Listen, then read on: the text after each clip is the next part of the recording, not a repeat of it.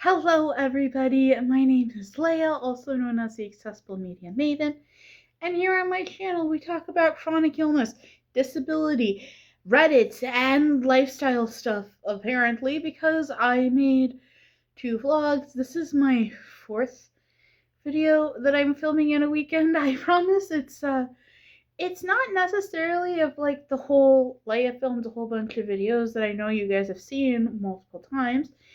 It's just that I'm taking a little bit of a break from my Fire Country YouTube channel. I always have it linked in the description. It's really fun. I make video essays going through each season of Fire Country. Currently, we're working on season 1. I have no idea when you're seeing this. You may be seeing it after the video about my favorite character, Luke, comes out. And if you are, you should check that out below. I've been wanting to make a whole bunch of videos about essentially how much my life has changed since I left Iowa, stopped being a journalist, came to Kansas, and became a state employee. Personally, I think that one of the biggest ways my life has changed, and a way that I haven't really talked about, is that my income drastically changed. So when I lived in Iowa, I considered myself very poor. I also had a severance check that had me for like 6 months living like a king as I spent an extra $500 a month. But I want to go back and I want to talk about that. So when let's say I was a senior in college, I was trying to figure out how much money I was going to need to make to be able to pay off my student loans. And there's a problem with this. You see, I don't know if it's still this way, but it used to be the law that your student loan balance had to be a certain amount to be able to qualify for the extended plan. So if you don't know, for student loans, there's basically like technically 4 options. So option number 1, called the standard plan, is the 10-year plan. I don't know exactly how loans are calculated because that's not what I do, but essentially you pay your loan off over 10 years. Calculate how much interest you're going to pay based on your loan. And I should say that student loans, technically, you have 2. For undergrad, you have 2 for each year that you're in undergrad, and then you have 1 for each year you're in grad school. And you have a subsidized loan and an unsubsidized loan. The subsidized loan does not bear interest until 6 months after you're out of school, and the unsubsidized loan starts bearing interest. But you don't have to pay either of them until 6 months after you get out of school. Now, for grad school, there are no subsidized loans. They are all unsubsidized, so they will all gain interest while you are in school. For reference, I did 4 years of undergrad, 1 semester at a community college, and then 3.5 years at a 4-year school. This was the plan because I graduated that semester and it was too late for me to be able to go to a university because I didn't know for sure that I was going to be graduating that semester until I think October. But anyway, it was way too late for me to go to my choice school, which was University of St. Mary. So instead I went to community college for a semester and I did a bunch of like basic gen eds. So like I took college algebra, comp 1, psychology, and I think that the other one was like a theater appreciation class. And then I did 3.5 years at St. Mary. When I had done all of that, my loan I thought was not going to be enough for me to qualify for the next plan, which is the 30-year plan, where your loan payments are much lower because your loan is spread out over 30 years. You will pay more because of interest, and potentially a lot more, since student loan interest can be as high as like 10%. I think that many of my loans were gotten during an easier time, so they were like 3 to 5%. But I was very grateful in that my total loan amount came out to be just about, I want to say, maybe $2,000 to $3,000 more than the cutoff where you would have to do 10 years. So I was on a 30-year plan. I don't remember how much my loan payments were, but I didn't know, or maybe didn't exist, I'm not entirely sure what, about the income-driven repayment plan. We'll get to that. And the income-driven repayment plans, that's currently what I'm on now, even though I make a lot more money. And that's where they take your income and they say, this is the percent of your loan that you are going to have to pay us. And usually it's a 30-year term, so you pay a certain percent of your income for 30 years, and then at the end your student loans are forgiven. The really big important thing about this is that most of the people are not going to probably be paying 30 years, because this is a big way that people do PSLF, or public service loan forgiveness. Public service loan forgiveness is a way where if you work for a government entity or a qualified nonprofit, you'll only have to do the income-driven repayment for 10 years, and then your loan will be forgiven. However, at that point, I thought I was going to be a journalist, and I did not intend to work for the government, so I went on the 30-year standard plan. Of course, I think that if I had done income-driven repayment, I think that my payments would have been a lot lower. But again, we'll get to that. So I had calculated based on rent, utilities, phone bill, how much I wanted to have to do groceries, all of that I would need $15 an hour to get my first job. And the plan was that I was going to get a job and work for 8 months while I took the LSAT, and then I was going to come here to Topeka and go to law school. However, if you don't know, I got hired at the Hawkeye, and I was paid substantially less than that. I was paid less than $13 an hour for the first 6 months I worked at the Hawkeye. I ended up quitting to go work for the radio station. I'll insert a picture of me at the radio station right here. And I think that for that job, I was offered $27,000 a year on semi-monthly paychecks, which was going to end up being more for me because I would not get those 2 extra paychecks. Eventually, however, I got fired from the radio station, and I was indeed invited back to the Hawkeye, and I was given a raise to $14 an hour. And that's where I stayed for quite a while. That means that I was bringing home, I believe, I'm going to put the math on the screen. I know that when I did the 1280 times 80, it was like $1,000 every 2 weeks. And I think that with the 14, it would have been more, but like I said, I'll put that on the screen. And this was difficult. My rent, I had started with $495. Like, I got really lucky. I had a $500 apartment with water and trash included, and then I had an electric bill that was like $130, and then I had internet that was like $100. Later on down the line, my electricity bill like tripled, and I don't know if it was that the rates were going up. I don't know if it was that I became diabetic and I had to always have it on cool, because I would get hot and I would get just extremely sick from getting hot. And then also during this time, I had initially bought a car with a job that I had when I was in undergrad. I paid $400 for this really cute Ford Taurus. I will insert a picture here. But on the way to Iowa, I got into a car accident, and I had to pay to get my car fixed because something with the wheel bent, and I couldn't drive it for several months. And then this car was really old. It was the same age as me, and something started going out. So I drove it to a dealership. I bought a 2006 red Honda Civic, I think is what it was. And a week later it blew up. So I had to get another loan on top of the car loan, which was going to be I think $150. I had gotten my raise. I had started my student loans. But then what happened basically was that it blew up, and so there was another loan. So long story short, my parents ended up paying for a loan for me to get this new car, have the same amount of work done to it as essentially what it started out as. And at that point was when I started having really severe money problems. Over time, COVID hit, and thankfully our loans were paused. However, I didn't have the money to pay for my car, so my parents were paying for my car, and like I said, my utilities bills went up, so my utilities went up, and because of my disability, I couldn't work a part-time job. DoorDash either was not a thing or it was a brand new thing, and I certainly was not able to do that, so I was really poor. Then fast forward, another problem that I had is that our health insurance was really expensive. I think that I had been on the PPO, and then I decided that I didn't spend hardly any money, so I went on the high cost plan. And I was on the high cost plan when I became diabetic. I had a whole bunch of mental health problems in 2020. I had a whole bunch of health problems in 2021. That's where I started this channel. And so in 2022, I went back on the PPO, but it was more expensive.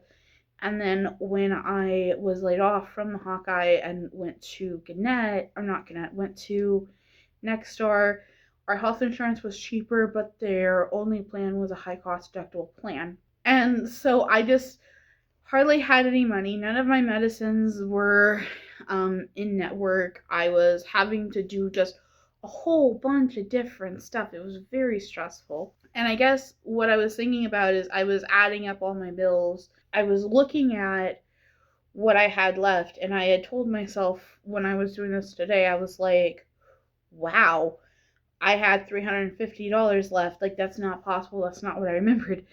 And then I remembered that, no, actually, I did have $350 left a month. Not every 2 weeks, a month. So I had $175 every 2 weeks for groceries, for gas, for medication.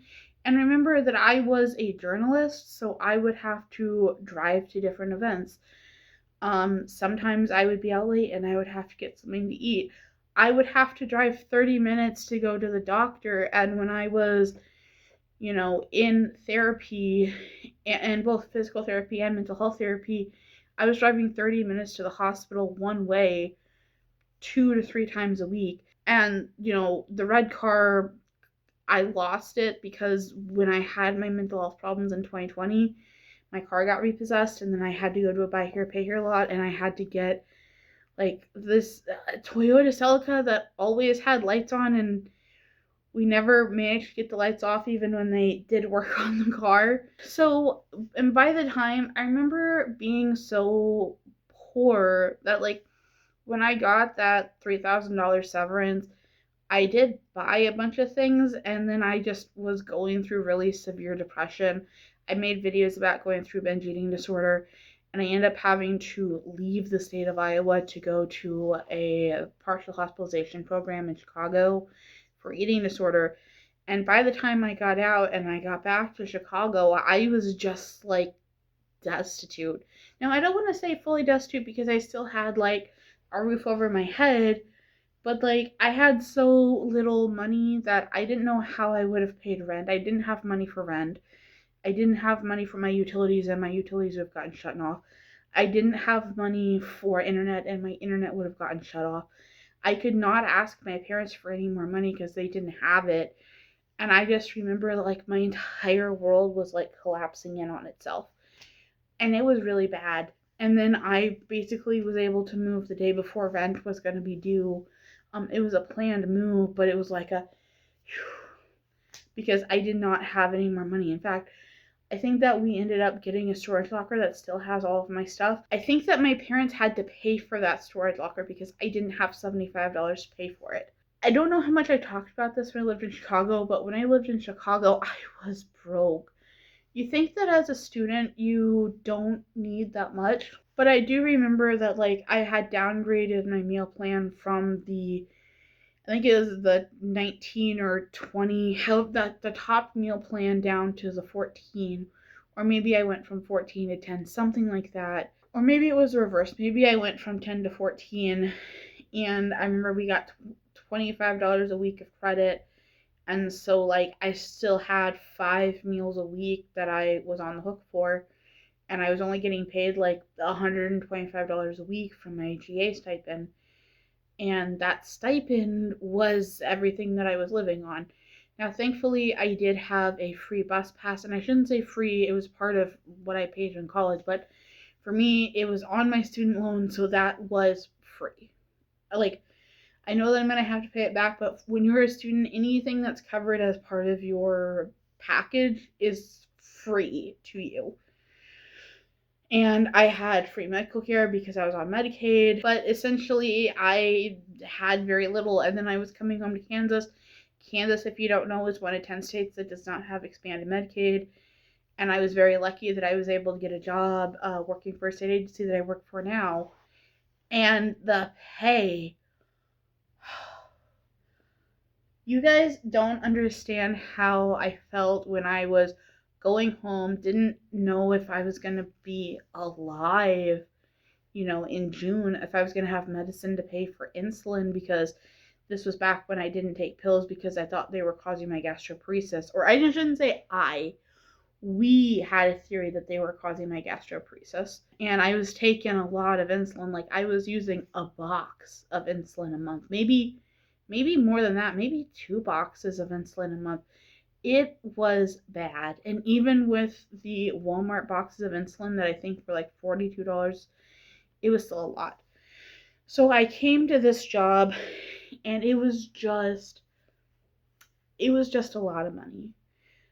And even then, I knew that one of the things I wanted to do was that my parents had been paying half of my car payment. And then when I went to college, my parents paid all of my car payment, all of my car insurance, which, by the way, I'm very grateful for. One of the things I wanted to do when I got home, when I got here, was I wanted to be able to pay all of my car payment, and I wanted to be able to pay all of my car insurance.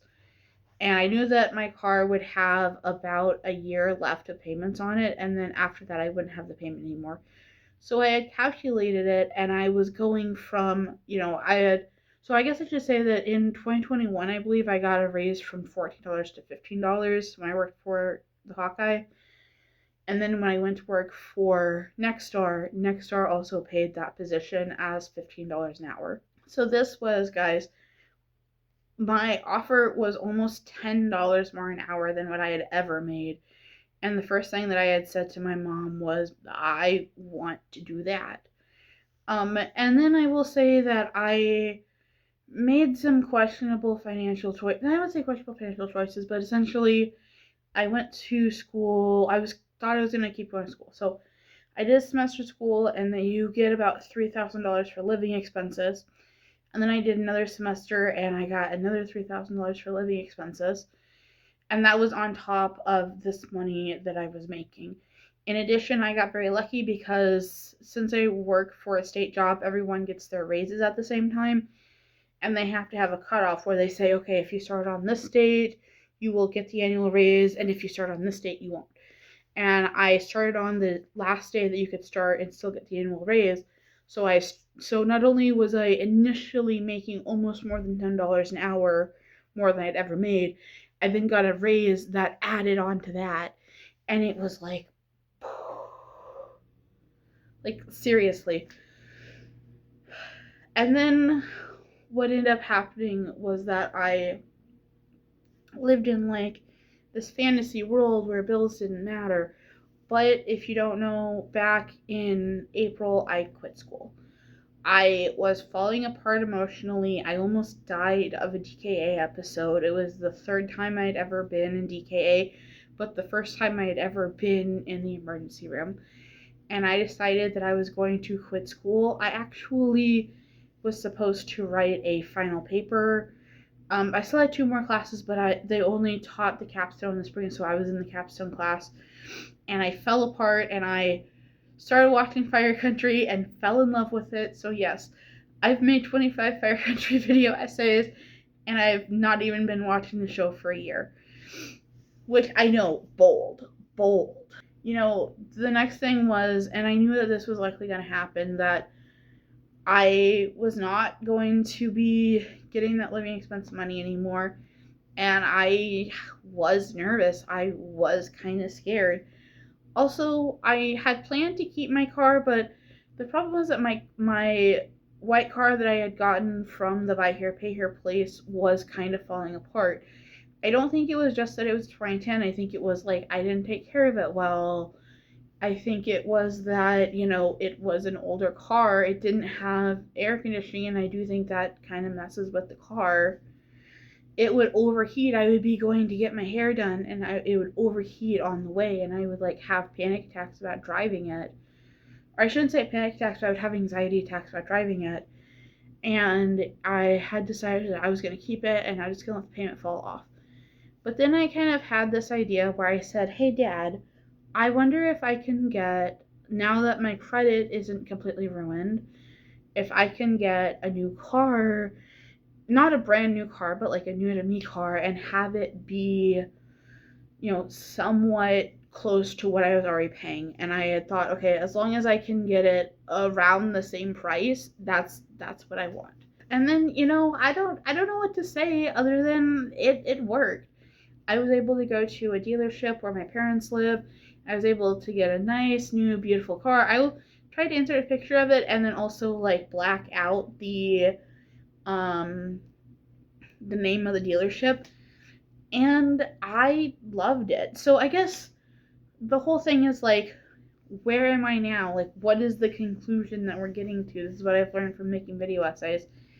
It's that life is. Oh, and I guess another thing I should say really quick is that I would struggle to pay medical expenses, and now I pay all of my medical expenses through an FSA. I've had surgery through the FSA. I would like to get ankle braces and knee braces again this year. However, I kind of need to talk to insurance and see if that would happen and figure out who in the world would even give me these braces. Like, who would write the prescription, because I do still have them, but they don't fit. They're very uncomfortable. My feet were very swollen when they were casted. So I need to get like new braces, and if I do that, I'm going to be paying for that through my FSA. I was able to get myself a new walker just out of pocket without a prescription. I just bought it from FSA store. And this is the type of thing that I don't think that I would have ever imagined could happen to me, right? Like, I would watch videos of people who were middle class, and they had it all, in my opinion. Now, I will say, I do consider myself middle class, but I don't necessarily consider myself a vacation middle class person. I would say that I think I definitely could. Like, I think that I could put money away and save money if I was a vacation person. But what I realize is that, I'm not really a vacation person. I like staying around my home. I go to my parents every 2 weeks. That's enough vacation for me. I honestly like that I have a job that sometimes I'll just go, hey, hello, my supervisor. Can I take this afternoon off? Everyone else is going to be off. And just be like, yep, sure, take your 4 hours. So I feel really content with where I am. I can go to the store and go shopping with my mom and buy a whole bunch of stuff because it looks nice. I can color coordinate my entire apartment, including with this lovely blanket that I think that I bought in like 2024. I bought this backpack from Sugar Medical. I think that I can buy more things with my FSA money. And by the way, I guess I should say, this is a diabetes backpack. There are like diabetes things. I just don't use it for that as much anymore, but I did used to use it that way. And it's just, I don't think, like, people say money can't buy happiness, but I think that those people have never been super broke. I think that those people don't have a disability. I think that those people have never lived in a world where they were going to get their utilities shut off if they didn't move out. And I think that for me, I noticed that now that I'm not worried about money, I just feel so much calmer. I feel like I can focus on other things, and my entire life doesn't have to be money. So that's what I wanted to talk to you guys about today. I think I might still film 1 or 2 other more videos today because I'm just like on a roll. Like, what did I do? Like, I edited the vlog you guys saw.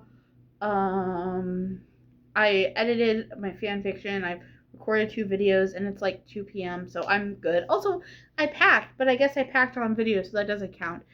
Yes, anyway, I hope you guys enjoy. I'll see you next one. Bye.